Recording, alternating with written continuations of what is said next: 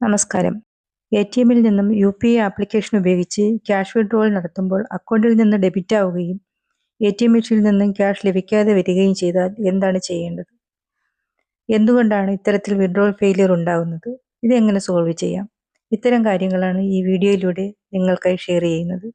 നമ്മുടെ മൊബൈലിലെ ഇന്റർനെറ്റ് കണക്ടിവിറ്റിയുടെ ലഭ്യതക്കുറവ്, തിരക്കേറിയ സമയങ്ങളിൽ യു.പി.ഐ ആപ്പുകളുടെയും ബാങ്കുകളുടെയും സെർവറുകൾ ഹൈ ട്രാഫിക് മൂലം സ്ലോ ആവുക, QR കോഡ് ടൈം ഔട്ട് ആവുക തുടങ്ങിയ സന്ദർഭങ്ങളിലാണ് വിഡ്രോവൽ ഫെയിലിയർ ഉണ്ടാകുന്നത്. എ.ടി.എം സ്ക്രീനിലെ QR കോഡ് നിശ്ചിത സമയം വരെ മാത്രമേ നിലനിൽക്കുകയുള്ളൂ. സാങ്കേതിക തകരാറുകൾ മൂലം നമ്മൾ നടത്തുന്ന ട്രാൻസാക്ഷൻ സക്സസ് ആയി എ.ടി.എം മെഷീനിന്റെ നെറ്റ്വർക്കിൽ എത്തിയില്ലെങ്കിൽ ട്രാൻസാക്ഷൻ നടത്താൻ ഉപയോഗിച്ച QR കോഡ് ടൈം ഔട്ട് ആകും. നമ്മുടെ മൊബൈൽ ഫോൺ ഓണാക്കി യു.പി.ഐ ആപ്ലിക്കേഷൻ ഓപ്പൺ ആക്കി വച്ച ശേഷം മാത്രം എ.ടി.എം മെഷീനിലെ QR കോഡ് ക്യാഷ് വിഡ്രോവലിനായി സെലക്ട് ചെയ്യുക. ഈ രീതി ഫോളോ ചെയ്താൽ QR code time out issue solve ചെയ്യാം. നേരത്തെ പറഞ്ഞ സാങ്കേതിക കാരണങ്ങളാൽ യു.പി.ഐ വിഡ്രോവൽ ഫെയിലിയർ ഉണ്ടായാൽ പേടിക്കേണ്ടതില്ല. 48 മണിക്കൂറിനുള്ളിൽ തന്നെ നിങ്ങളുടെ അക്കൗണ്ടിൽ നിന്ന് ഡെബിറ്റ് ചെയ്യപ്പെട്ട എമൗണ്ട് ഓട്ടോമാറ്റിക്കലി അക്കൗണ്ടിൽ എത്തിച്ചേരുന്നതാണ്.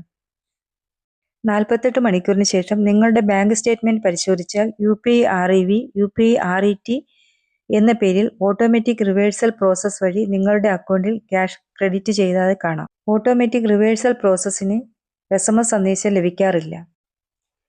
48 മണിക്കൂറിന് ശേഷവും നിങ്ങളുടെ അക്കൗണ്ടിൽ നിന്നും ഡെബിറ്റ് ചെയ്യപ്പെട്ട എമൗണ്ട് തിരികെ ലഭിച്ചില്ലെങ്കിൽ നിങ്ങൾ ട്രാൻസാക്ഷൻ നടത്താൻ ഉപയോഗിച്ച യു.പി.ഐ ആപ്പ് വഴി പരാതി രേഖപ്പെടുത്താവുന്നതാണ്.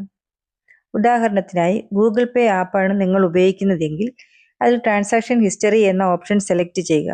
അതിൽ നിന്ന് ഹാവിംഗ് ഇഷ്യൂസ് എന്ന ഓപ്ഷൻ എടുക്കുക. അതിൽ തന്നെ പേയ്മെന്റ് ഇഷ്യൂ എന്ന ഓപ്ഷൻ സെലക്ട് ചെയ്ത് നിങ്ങളുടെ കംപ്ലൈന്റ് രേഖപ്പെടുത്താവുന്നതാണ്. യു.പി.ഐ ആപ്ലിക്കേഷൻ ഈ ട്രാൻസാക്ഷൻ പരിശോധിച്ച് 7 ദിവസത്തിനുള്ളിൽ നഷ്ടമായ തുക അക്കൗണ്ടിൽ തിരികെ എത്തിക്കുന്നതാണ്. യു.പി.ഐ ആപ്പ് വഴി നമ്മൾ പരാതി നൽകിയിട്ട് നമ്മുടെ അക്കൗണ്ടിൽ ക്യാഷ് ക്രെഡിറ്റ് ചെയ്യപ്പെട്ടില്ലെങ്കിൽ യു.പി.ഐ ആപ്പ് ലിങ്ക് ചെയ്തിരിക്കുന്ന ബാങ്കിന്റെ കസ്റ്റമർ കെയറിൽ ഇമെയിൽ മുഖാന്തരമോ ബാങ്കിൽ നേരിട്ടെത്തിയോ പരാതി രേഖപ്പെടുത്താവുന്നതാണ്. പരാതി നൽകുമ്പോൾ യു.പി.ഐ ട്രാൻസാക്ഷൻ ID, ട്രാൻസാക്ഷൻ നടത്തിയ ഡേറ്റ്, ടൈം, പിൻവലിക്കാൻ ശ്രമിച്ച തുക, പിൻവലിക്കാൻ ശ്രമിച്ച എ.ടി.എമ്മിന്റെ ATM ID എന്നിവ പരാതിയിൽ കൃത്യമായി രേഖപ്പെടുത്തേണ്ടതാണ്.